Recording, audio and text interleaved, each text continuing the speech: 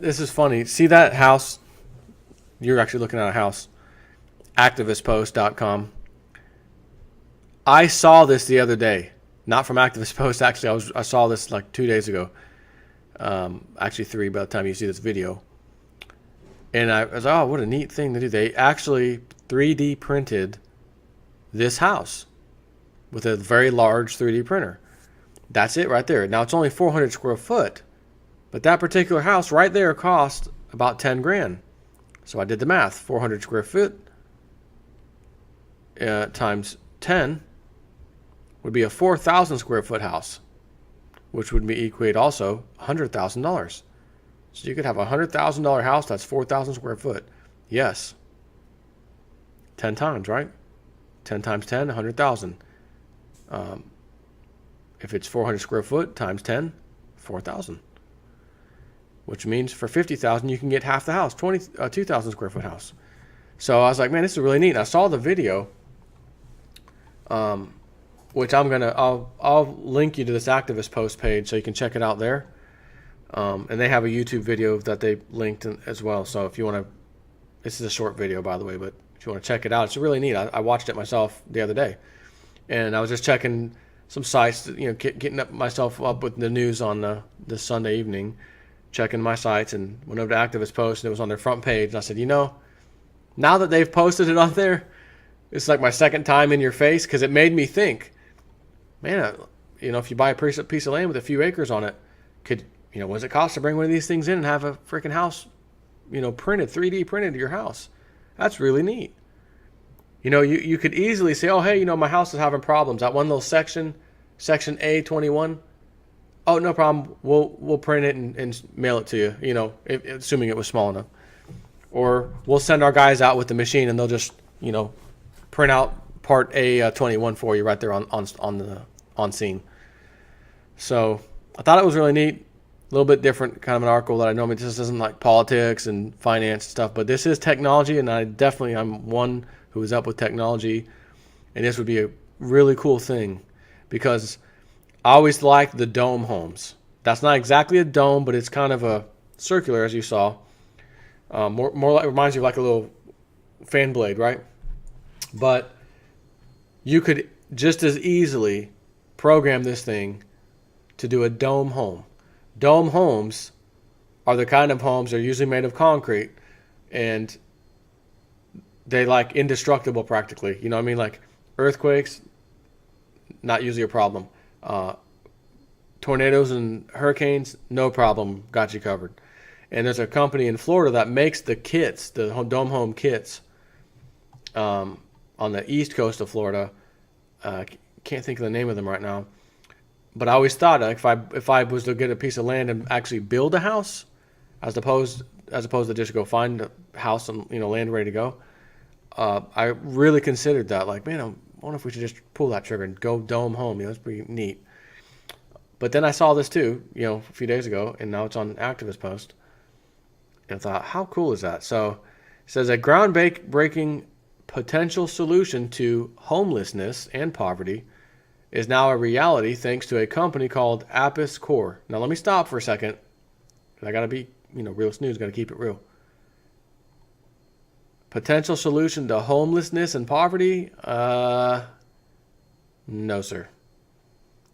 Because that thing costs $10,000 to make. Again, you could argue, yeah, but the government could put homeless people into housing, that sort of thing. Again, you now have the welfare state going to 2.0. We're trying to get 2.0, 1.5 version of welfare state down to like 0.01, where only the absolute needy people, health problems, mental health, whatever, physical disabilities, all that's where we don't mind spending our money.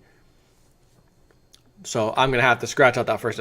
Matt wrote this article. Matt Agorist wrote this article. Matt, I love you. Love you.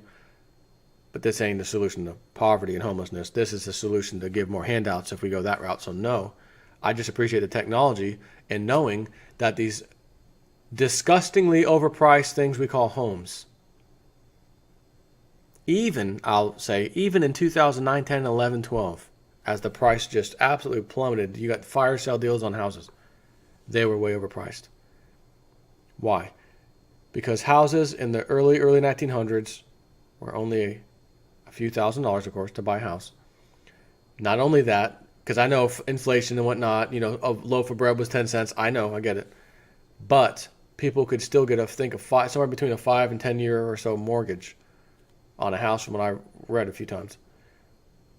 And then the Great Depression hit. I discussed this the other day. The Great Depression hit. Rather than kick everybody out of their houses because they can't afford it, they help people stay in their homes, they said. The government, that is. We will introduce this new thing. We've never done this before. There's never been a need for this. But now there is. We're going to extend your mortgage for 30 years, thus lowering the rate you pay massively. So I want to share one other thing with you right now before I get back to this. Car loans. I talked about this too. Remember the days of 3-year, 4-year, 5-year loans? Forget 3-year. Nobody today is buying a new car on a 3-year, right? J Snip, shut your mouth. Minimum 5 years. Correct. Minimum. But wait, there's more. There's a new program. Just like the Great Depression, people aren't buying cars. They can't afford them.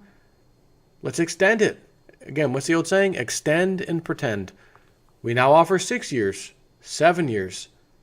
And last I heard, there's now an 8-year. And one of you may say, Joe, there's actually 9 or 10 years. Maybe you know.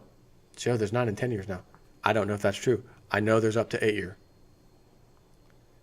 Who in their right mind would pay on a car for 8 years? And I know some of you right now are saying,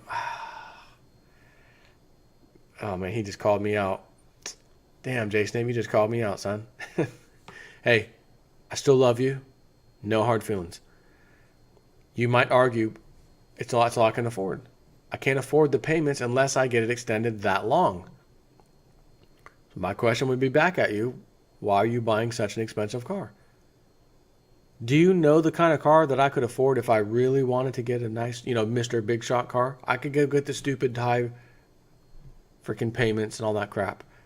Not a chance in hell. Not doing it. I'm driving a freaking 04 ex-police car with a bent up front push bumper and a couple small holes right behind the push bumper. But I could easily go buy a new car with payments, and I wouldn't even have to do the whole 8-year crap. I could say, you know what? We'd do a 5-year, 4-year, whatever. No, not doing it. But the point is, they didn't extend the loans from 5 years to 6 years to 7 years, now freaking 8 years, because there's all these beautiful cars. I want to get a Porsche.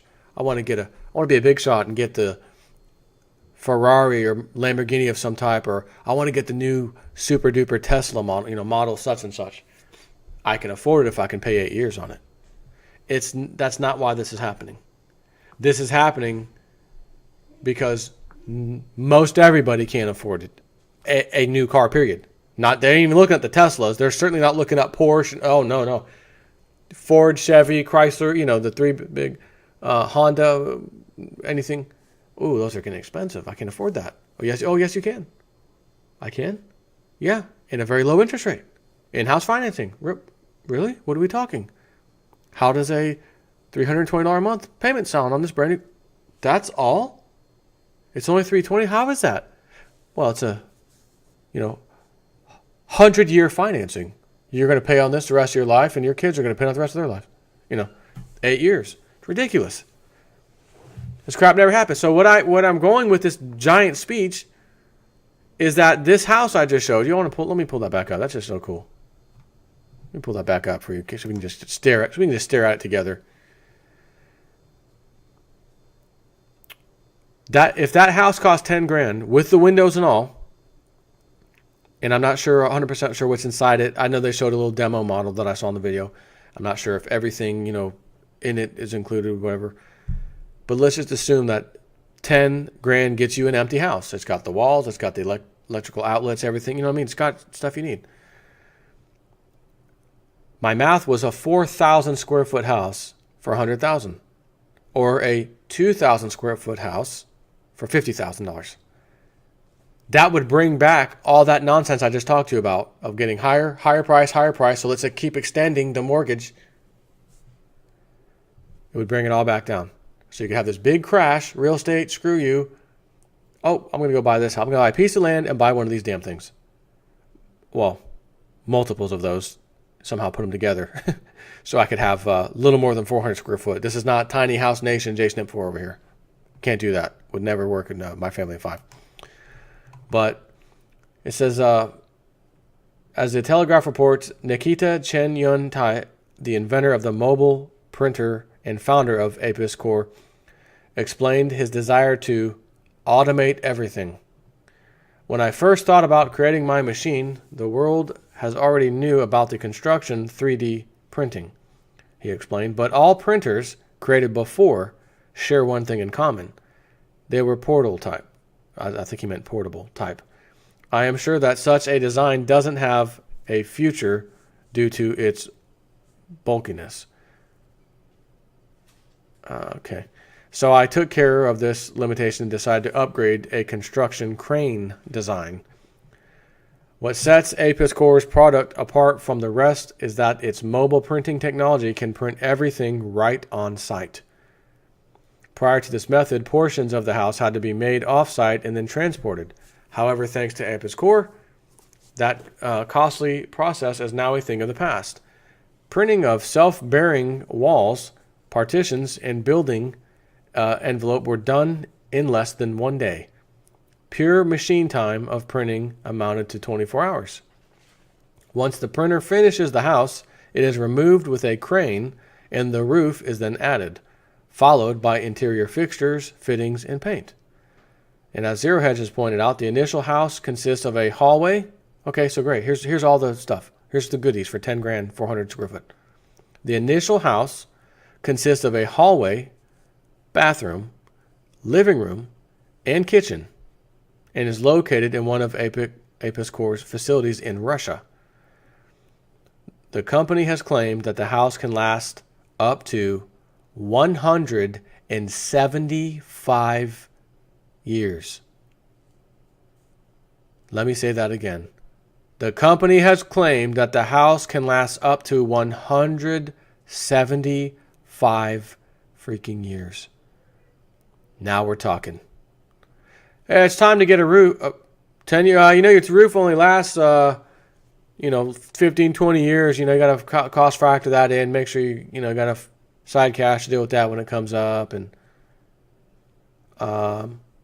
no, my roof's made of this awesome material from Apis Core.